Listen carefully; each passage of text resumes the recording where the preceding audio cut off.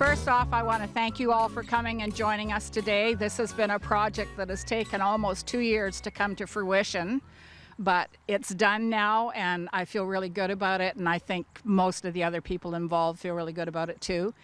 So the reason we're doing this is because Daryl was one of the founding members of the Royal Oak Historical Association, and he kept a lot of people on the right path. And it was 12 years ago, 2 days ago, that we would have been celebrating our 12th anniversary. That's Daryl, by the way, that's flying around here.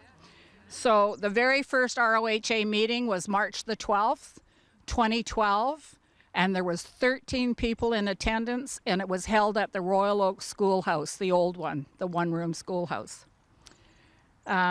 We seem to have gained some momentum from that day. A few more people are coming, and it's really great. We just seem to keep growing and growing. And I also would like to introduce Sandy Foster, Daryl's wife, and his 2 daughters, Lynn and Christy, and thank them for coming and joining us today. And we're honored to have you here. Oh, it's my pleasure, believe me. So I just want to share a little story that Enid shared with me. So when they were first gathering together to have these meetings to discuss what they were going to do and what they would be about, and she was just trying to get people interested and to see how many people would want to carry this on. And she was having a conversation with Daryl, and she said he really didn't seem to be really interested. He was listening to her and, you know, making the right motions and stuff, but she kind of felt like she was wasting her time talking to him, and she thought, well, the conversation is pretty much over. And then he said to her very quietly, like Daryl does, well, we could run a blog. And she got so excited because he put some input into it. She didn't have a clue what a blog was. She said, yeah, we could do that. Yeah, for sure. A couple of minutes later, he thought, and then he said, we could videotape some of this stuff. And she goes, yeah, we could do that. That would be great. So that's how that started. So we are here today to dedicate this bench in memory of and for recognizing and acknowledging the many accomplishments of Daryl Foster and how he contributed to the ROHA. Daryl always said it was a work in progress, and I hope he would be proud of how it's grown. So with that, I'm going to hand the microphone over to Sandy, and she would like to say a few words. And just to add, he would be very proud and very humbled to know that you're all here and have done this for him. And it makes me feel loved by you all.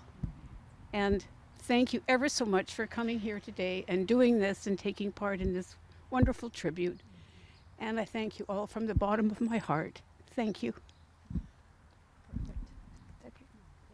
Okay, with that, we're going to take these bricks off. Oh, I think there's a brick in the front. No, No, there is a brick in the front. down there. Yeah. So Jack Mather very kindly sent me this picture of Daryl to be posted at this event. So if you all want to come up and take a look at the plaque, you're more than welcome to. And then we are going to start our regular meeting back in the hall in 15 minutes. Jack, that's a great picture. I've never seen it.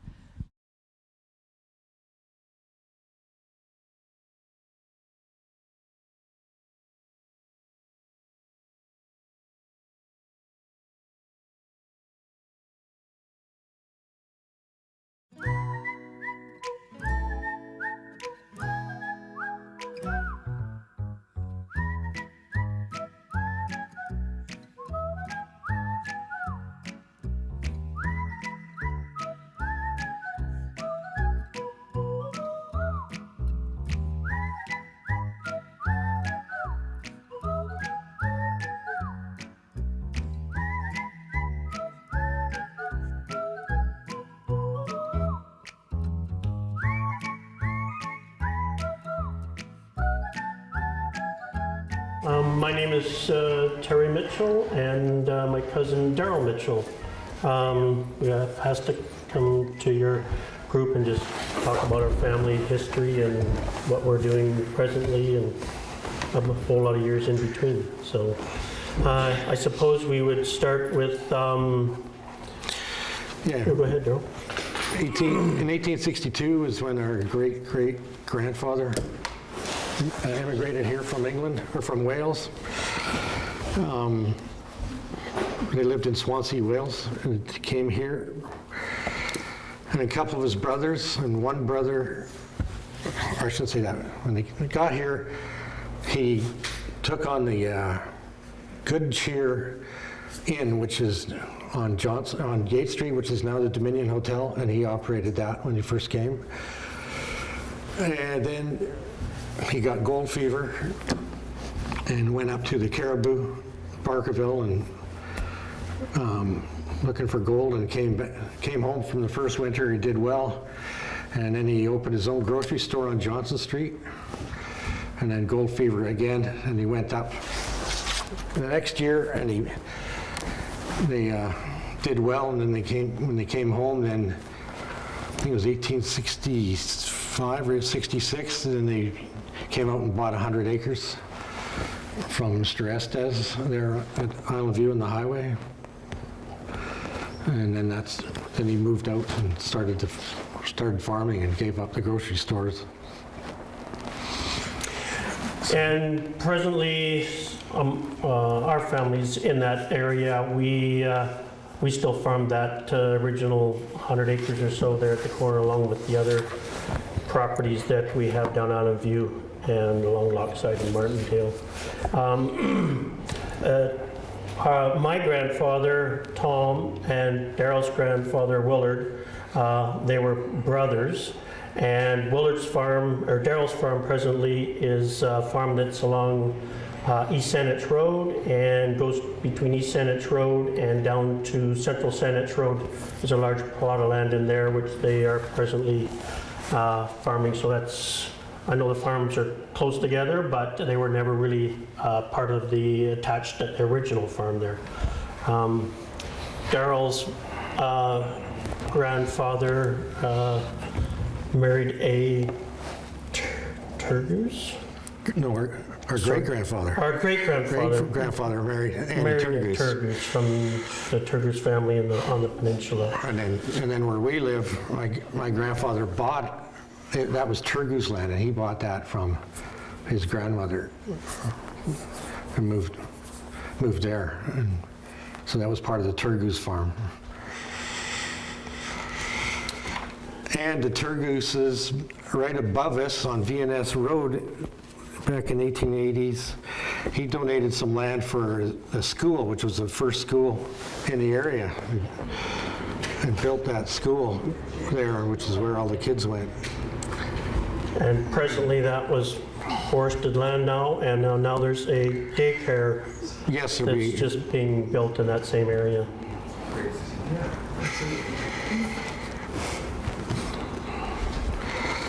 And so back in the day, our great-great-grandfather was one of the founding members of the Saanich Fair Board. They're one of the 8 founding members. And they were on the, both of our great-grandfathers were on the school board, helping the schools get going. And the school that was built originally, that was before Keating School and Sandishton School were built. This was the school that they would all go to. So, and we actually have I have a picture here of one year of all the students that were at that school. So. And that school was, where was that school? That's corner of VNS Road and White Road, which is where they are going to be doing the grand opening here in April of the new daycare center there. So it's becoming a school again. So. And when my grandfather moved over there, he got into dairy farming, and he was one of the founding members of Highland Farms Dairy, and we were shipper number 6. And we still have some of the milk cans with the number 6 on them. And then in the late 50s, early 60s, he was the president of Highland Farms. The farm that we're presently on there, the railroad track used to come right through Lochside there, and that's how a lot of the milk that was produced on our farm was shipped to Victoria. The train would stop there at a loading dock or ramp right at the corner of Island View and Lochside. Back in the day, it was called Telegraph Road. But the Lochside, that was a rail line. One of the rail lines that went to Sydney, the milk would get, we have pictures of milk, on the loading dock. The train would stop, they'd load the milk cans on, and it would do its loop back towards Victoria and go to the milk process area there. And I guess that's the same with most dairies on the farm. They use the railroad tracks to get the dairy from the peninsula back to Victoria, because at that time, I think there was 3 different rail lines on the Saanich Peninsula. And so that was a main mode of transportation. Our great-great-grandmother used to go to Victoria with produce, and she would, what it says here in the book, she would ride side-saddled all the way to Victoria with her produce and market her produce in Victoria, and then come back at the end of the day. It's a long day, or I think probably stayed overnight, but that would have been a long process to get vegetables and things grown on the Saanich Peninsula to where the hub was, into the city of Victoria. So in those years, 99% of the land on the peninsula was farmland, right? So a lot of grains, milk, vegetables. Most of the vegetables probably back in those days were in the Gordon Head area, and that was much closer to Victoria rather than the Saanich Peninsula. But over the years, the farming had moved on the peninsula, further out the peninsula, and that's when a lot of the farms expanded. They were clearing land and tilling the soil to get it prepped for growing vegetables and things like that. So grains, dairies, beef operations, and things like that. So there was a lot going on the peninsula in the early years, 1900s, and right through till the 50s and 60s of farm developments on the Saanich Peninsula. When we started looking back at some of these things, I think the last family tree that I had was done up till into the 68 or 70, I think it was 68.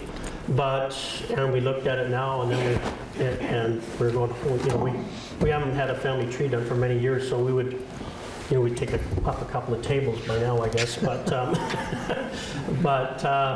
the interesting thing is that, after several generations, we're still kind of, most of us are farming or back to our roots, or doing some kind of farming of some kind, and still producing, food and things like that for the Vancouver Island and the peninsula. On our operation, I should go back a bit here, where our uncles, or my great uncles, my grandpa's brothers, and Daryl's grandpa, and that, is kind of developed a lot of the potato growing on the peninsula in the 50s and late 40s and 50s, and that's when they really were able to expand their farms, because there was quite a demand for potatoes, and they went out of some of the grains and things that they used to grow and grew a lot more potatoes. And that's basically how they're able to expand their farms quite a bit, because of the returns on the potatoes they were getting. And of course, as the farms were more full-time, and basically that's how we're making our full-time living, was we expanded into more crops and more investment in irrigation and everything that goes along with a farm, transportation and heavier equipment. And actually, our great-great-grandfather was the first one on the peninsula to bring a binder machine to the area. And also, I think he was the first to bring a steam thrasher. Yeah, steam thrasher, yeah. Previous to that, the farmers were doing everything by hand, or scythe, or sickle, or tying the stokes and doing it all by hand. And when that happened, then the other farmers in the area were going, we have to get on board with this type of equipment, or else they'll never keep up with progress. So that was one of the things that we're very proud of, that bringing some of the equipment to the peninsula for the farmers. Yeah, and then in the late 60s, yeah, my grandfather decided to do some research on the family history and found that when it was two brothers moved from Wales to Victoria, but he found there was two more brothers that moved to Australia. So he suddenly found that we had this huge family in Australia. We didn't know about. No, that's right, we didn't know about it, yeah. Yeah, I'm not sure if they knew about us, but Yeah. we didn't know about them. Oh, that was a very interesting. Yeah. That was a very interesting time for the Mitchells to hear that we had a lot of relatives in Australia. And oddly enough, they're all in the same industries as we are. I was just going to ask if that's what they were doing. Yes. Yeah. To the point where my boys got into BMX bicycle racing, which got me into it, and we weren't just competing locally; we wound up competing nationally, and even getting to making it to the world championships and everything, and then we find out we have cousins in Australia that were BMX bicycle racing too, and actually this summer the Worlds are in the U.S. and some of them are coming up. They're going to the Worlds and then they're coming here to visit. So. So we just never know where our relatives may end up coming from. So. Yeah. But yeah, over the years we've met a lot of their offspring and their younger generation. They come and visit us, and our families have been there. Personally, Cecilia and I have not been there, but our kids have been there a couple of times, and Daryl's family's been over there and that. So we're anxious to get there ourselves and see Australia and kind of get a tour with our relatives. But yeah, they're in the grain business and the contracting, excavating, and as such, as Daryl is here on the peninsula in Vancouver Island. So yeah, basically we're in the same line of work. So it's kind of funny how that goes after several generations. I probably mentioned that our great grandfathers was quite into horse racing and things like that, and he had some very good breeds of race horses that, and then the next generations kind of followed that in the whole family, going to the horse races at Sandown and other races out at, there was another track I think out in Saanich at Gordon Headway, and so they used to go around to the horse races in the area, and then my great uncle Bud and Flora, they had raced horses also up to about 30 years ago or so. So that was that was kind of an interesting thing, that we'd end up at the racetrack on a Friday or Saturday, go to the races and watch the horses run. So that was very interesting. And that was back in the day when a lot of the family just looked forward to that, the day at the horse races. So that was an interesting time for our past.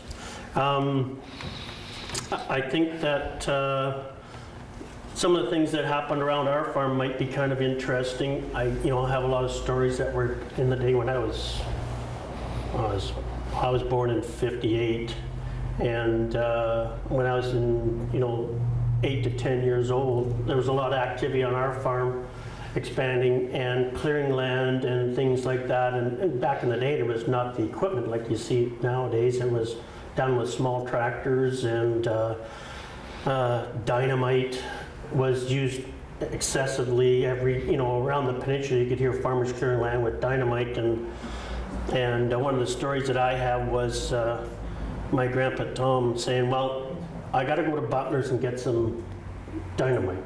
So Terry, come on, let's go. So we'd get in the car and we'd go up there, and here we are, loading cases of dynamite into the trunk of the car, and then driving home with 5 big cases of dynamite for the next few days of blasting stumps, which my dad and my uncles did. That was, they did a lot of the blasting in the area. So that's kind of a story you wouldn't hear about nowadays. Driving around with cases of dynamite in the trunk of the car. But my Grandpa Tom, he was quite a blaster, and he did a lot of blasting in North Saanich for different farms and that also. So, but he worked for Saanich in his early years, and on the road crews. This was in the 40s. 30s and 40s, and he would work the dump trucks and things like that, do the road crews, and lots of times when he was going to work in the morning, one of your members, Gary, he would, there's the guy back there, he would stop at Cunningham Shell and pick up Gary, and his mom would have his lunch packed for him, and he would ride with my grandpa during the day, doing road work at Saanich and stuff. He'd pack his lunch and off he'd go. So Gladys was glad she could get some work done when Gary wasn't hanging around at home or at the gas station. So some of the stories are, in the past are quite hilarious. But and then basically my dad and my uncles, Francis and Wilmer, they expanded our farm, and it was part of the original farm. Over the years, it was purchased from our great-great-great-grandfather, and so because the original farm was down at the corner of kind of the Pat Bay Highway and Island View there, and then up over the hill there was other properties purchased down to Island View Beach, which we presently still farm. And then Bud and great uncle Ralph and Bud, they grew a lot of potatoes, and you were talking about picking up potatoes on the Pat Bay Highway there. And they had a lot of the land through the valley. The lower land was very rich for growing potatoes, and that's they did a lot of potato farming in the area for, there's hundreds of acres even back in those days. And our farm we grew a lot of berries because we had the higher land, the loganberries, and because the whole peninsula had a lot of loganberries and strawberries at that time for the canneries, and they were shipping them, and wineries. They were shipping them back east, and had wineries in Victoria and on Keating there. But we grew a lot of crops other than potatoes. We grew some of the early potatoes, 30 or 40 acres of the early war visit. People are still, very favorite of the local potato industry, or when you start digging potatoes in the first of the year in June and that. So that's what we did. And then in the 80s there, the potato ban came in, and we were at that time we were growing probably 150 acres or 200 acres of potatoes. My uncles were growing hundreds of acres, and then they kind of put us out of business and growing potatoes. So we had to expand into many other crops that we weren't really growing at the time. They were into the cauliflower and the carrots and onions and all the other root crops. So we kind of gradually switched over to growing potatoes into more of a wider selection of vegetables on our farm. I think that as the years progressed and more people moved to the peninsula and the city and that, there was a very wide selection of locally grown produce, and it was very close, and a lot of people were driving the peninsula and picking up at roadside stands. For instance, at Daryl's farm, Daryl and Morris, they had a roadside stand along East Saanich Road there, and they were growing potatoes, and they'd have bunch beets and carrots and all that out, and that was along with all the excavating they were doing at that time too. So most of the farms that were kind of the farms expanded into their own family units. We were all growing basically the same thing. So it was and there's not as many Mitchell family farms around now, but there's still 4 or 5 of us. So all in the area around the Central Saanich, and basically all in Central Saanich now, presently in Central Saanich. There was land at one point at the airport in Sydney that was owned by Was that a Mitchell that owned that out Yes. there? Where the airport is now, there was I think there was a few 100 acres or more of the airport that was farmed by a Mitchell out there. Yeah, so our farm, so we were dairy farming until 60, I can't remember exactly, 64, 65, and my dad used to do some tractor work on the side to supplement income. And then in 60, so let's say 64, he had a really bad accident, and he was in the hospital for like a year. And when my grandfather found out, without even discussing with the family, he up and sold the herd and quota. So when my dad recovered, then he got more into the excavating side of things, which is Mitchell Excavating. I'm sure you've seen us around. And I just retired recently from it, and now my sisters and my kids are taking it over and carrying it on. But the farming side of things, for quite a few years, the farm was rented out, but it's not anymore, and we're back farming it. And my son is taking it, he's running it, the whole operation now, but what we've done is we're growing grain, and we've built our own malting plant. So we're malting all the grain now ourselves, and then we're selling it to all the craft breweries. So if anybody drinks craft beer here, odds are it's made with our grains. So, yeah, so all these little breweries that are floating around we're supplying them all now. So that's what's happening with our farming operation. And they're busy. On the malting side of things, we're sold out for the year already of what we can produce. So. And Daryl and Kyle are renting quite a bit of other land in the area also, the smaller plots, or for instance, like the McCaddy farm over on Keating there, they farm over there, and some of the neighbor flats areas. So they're not just growing just the grain on their farm, they're growing it in many different areas, and they still can't keep up with the craft brewery side of things. And it just goes to show that you do the value added. Don't just do the farming, but do the value added, and it just evolves so quickly that do it all in-house and keep control of everything, and you end up with a very good product in the end, and there's just such demand there. And so, yeah, it's very interesting, and it's always changing, and you're always looking for new ways to produce crops and other outlets to sell the crops. And on our farm, we grow over 30 different crops, and some of those crops, for instance, lettuce, it's an acre every 6 days that we plant. So when we're harvesting, we have a continuity supply, because we don't just have it for our market. We're doing a lot of the retail stores on Vancouver Island all the way to Campbell River. So we have to have a continuous supply. Same with our cabbage, our lettuce, and our beets, all the product that we ship to the wholesalers. We want to make sure that when our trucks do the deliveries, we've got more than just 2 or 3 products on to deliver to them. And our customers, they want to make a one-stop shop.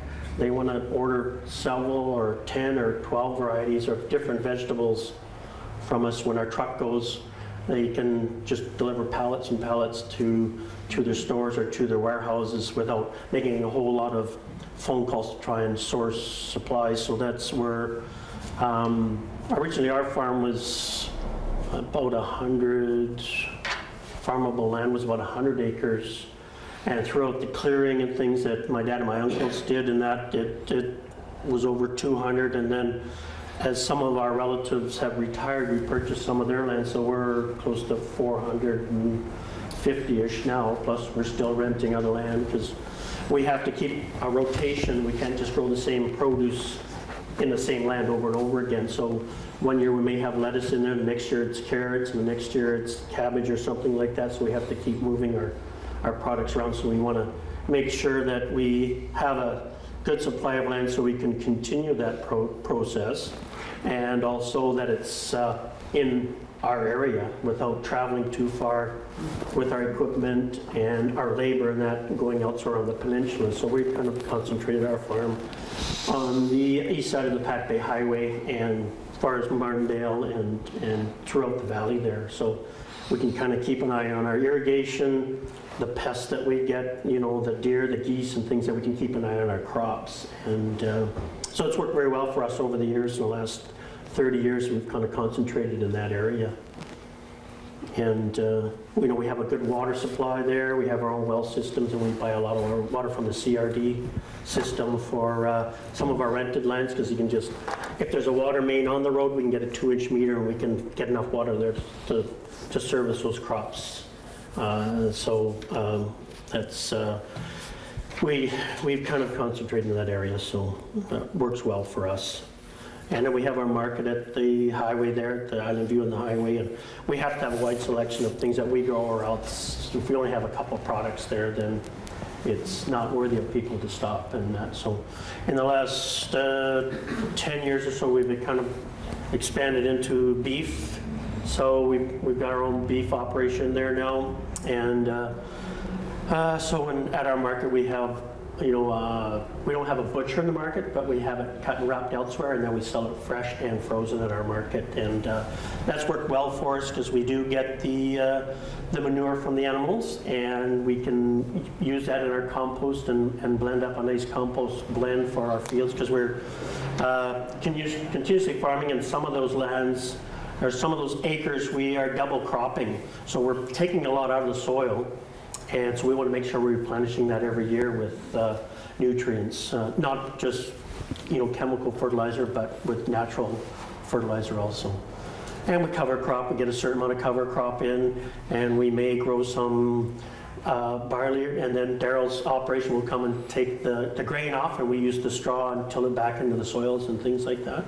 So we've been working together. Our family's been working together for the last 10 years on keeping our soil in good shape and getting enough brewing mix for his customers. So we got lots of local beer. Yeah. People like to hear those stories where you're producing everything locally without importing it. So that's kind of where we presently are. Presently, I have. We have 7th generation now. And my 7th generation, there's 7 of them. So we got 7 Celia and I have 7 grandchildren, so, and they all live around the area, so nice thing about that is we get to see them every day, or we don't get to see them if we don't really want to. Depends there, but they're fun. They're great to have around, and they're always interested in farming and what's going on the farm, and they can see it from basically where they live and look out the window and see what's going on. So they're already in the tractors now, and they're only 7-8 years old, riding with the tractors. They're not driving them, but they very much into it and actively pursuing and asking questions what goes on in that. So we hope to continue that legacy on for a few more generations anyway. So I think that I'm not sure if you had any questions or we missed much, or. Could you tell us how you manage the deer and how you manage the Canada geese? Well, that's quite a topic. The deer, we don't have a lot of deer in our area, but we do have nominees that will come and we get a permit to hunt them. And we have other people, we just couldn't do it all ourselves, and within the family, so we have people on a list. They come in and they will harvest the deer in our areas, or we're continuously chasing them. It's not a practice that we go hunting deer if we find a real problem, but usually we chase them away. But the geese are the real large problem for ourselves. There's tens of thousands of them around, and they'll land into a field, and we have to keep an eye on. That's where it's valuable to us to have our fields within an area where we can kind of keep an eye on them when the crops are growing, because they could land in for instance, a field of lettuce, and if they're there for 2 or 3 hours, it's gone after all the work you've done. And so we Presently, the CRD is coming up with a program to get the numbers down. We have egg addling. We find the nests around the farm, around the ponds, addle the eggs. And this all takes permits. You all have to apply for permits for this type of thing. We have hunters that come to the farm and hunt them. And we basically, other farmers too, we chase them from our fields to the neighbors, and they chase them to the neighbors. And so we're hopefully coming up with a program that covers the whole Victoria area, because they're in the parks, they're in the lakes, they're at the golf courses, they're in the farmers' fields. And what's frustrating to us is, we didn't introduce them here. And basically the farmers are been on the hook to protect their crops all on our own. Every farmer's in the same boat. Daryl's in it with his grains. You have to continuously keep the geese out of them. And we're hoping that they come up with a program that covers the whole area where they get the numbers down. So, but it's been a long haul to try to get the CRD to do that, and they announced it last year, and they're kind of getting their program up and going now, and we don't know how they're progressing with it, but we just stay on our own program that we have. We're not going to leave that, and that's kind of how we protect our crops from the geese. Yeah, we had it last year over a weekend. The geese came into a field of 10 acres, and after 48 hours, there was nothing left. They absolutely destroyed 10 acres of crop. Are you allowed to use cannons here? The cannons? Yes, we use them in the valley, but they get used to it, and they might just not land in that little area, but they're over here. Yeah. They're over here. I've got family in Australia too. Yes. My uncle owned a sugarcane plantation and also grew maize and rice, I think. And every time my dad went down, he would build cannons for my uncle. And they would shoot these things off on a regular basis. And just like you said, they get used to it, and after a while it doesn't bother them. Right. So then my uncle and my dad a gun and say, go for it. Yeah. The problem now is there's so many people, so many houses.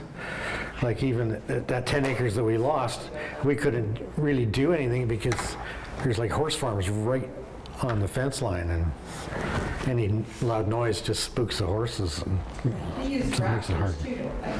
what's that? They use raptors too. Yes. But they're in demand. There's not many of them. So. Yeah. And the fact that we're growing food products, we can't even have them land anywhere else. That food, even if they're not eating it, they're with their Contaminating it. yeah, they contaminate it. So and with we're not going to ship anything that bird's been into that crop. So we're continuously, and I'm sure maybe Don Spencer can hear the guys in the valley shooting from his house, but some days there's a lot of shooting going on.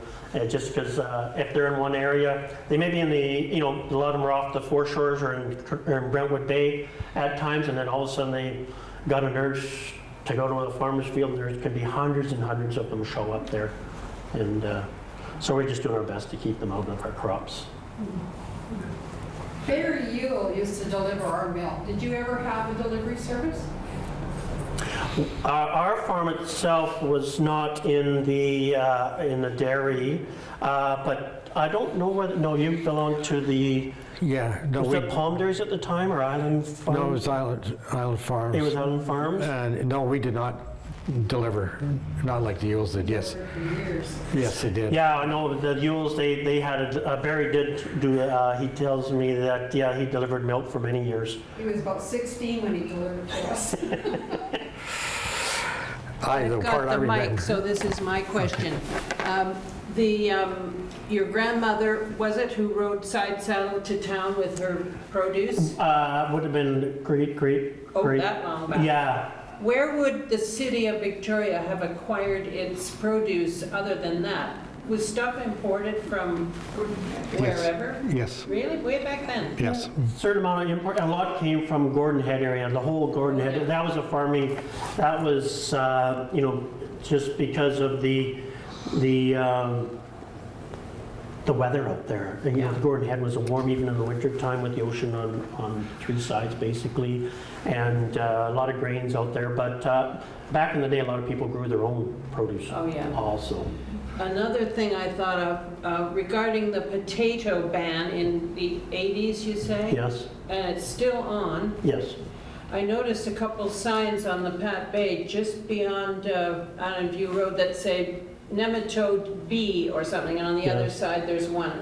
What's that saying? Is it a bad Basically, spot? that's where those signs are there for, you might read the news signs because of the development on the highway, the overpass, because they're moving equipment from land and soils from land that possibly Yeah, so- had nematodes on it, or that farm, that property was associated, so they had those big signs up for the equipment operators, but the government ones on the highway, those are, at the border of Central Saanich and Saanich, and there's another one on the highway at North Saanich and Central Saanich, because the ban of growing potatoes is in all of Central Saanich.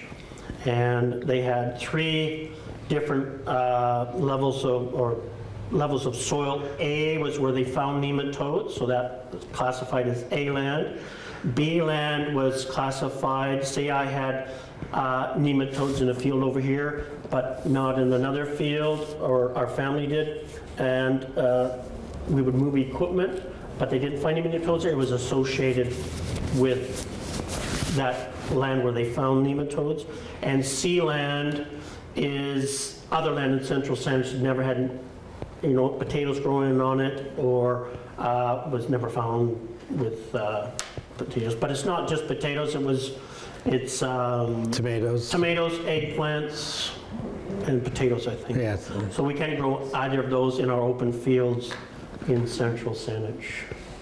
And the ban's still on after 40 years. The government did a assessment of the soils, came and tested all the soils, and they didn't really find, they didn't find any nematodes, but it has to go back to Ottawa and change the law. And there's not much drive to do that, so it just continues on and that, so. There's only a few farmers left that might be interested in growing potatoes, and I guess we don't count, so. Anyone else want the microphone? I see somebody coming. Is it you, Gary? Jackson. Anybody else? Thanks, guys. That's a great presentation. And when you brought my name into it, I started laughing because I was telling Tom a couple of months ago about my episodes with Bud as a little guy. And I don't remember, obviously, I was 4. But he used to drive a Hayes gravel truck. And he'd pick me up at the service station at the log cabin, and off we go. I guess 2 or 3 or 4 times a month, because he was kind of that kind of, Tom, he was outgoing big time, and he was involved with the municipality as far as council member and stuff, and he was the funniest guy you'd ever want to meet. But the other day, I went to get some stuff I forgot at your market, and I walked up, and Tom was sitting in the truck, and he was putting his hand over his face trying to hide, and I said, I can see you, and I looked in the truck, and there's a little guy sitting there. I'm trying to remember his name. He's 7, he's Tom's grandson. Yeah. What's his name? Luke. Luke, yes. yeah. Anyways, as I said hi, and he looked at me, he said, you look angry. And Tom almost fell out of the truck. And I said, oh, well, I'm sorry, I didn't, well, who are you anyways? Tom said, oh, this is my grandson. I said, oh. And Tom said, yeah, don't question anything about the farm because he drives skid steer. He knows how to check pink eye and cows. He shovels manure all the time. Yeah. And he loves the sport. I mean, you guys don't have to hire him. He's going to be there. He's Yeah. there already. I said, you're 7 going on 40. but just a great kid and just powerful as you can get. Yeah, it's funny that when the school bus comes in the morning to pick him up, and you got to make sure he's on the school bus because he might just sneak sidestep out. the school bus and end up down in the barn or somewhere. I know. But just for a second, my father and Bud, of course, were close guys. They chummed around together, and everybody thought, well, those 2 guys will never get married. Who would want to marry those guys? And anyways, my mom finally caught Bud when he was 30.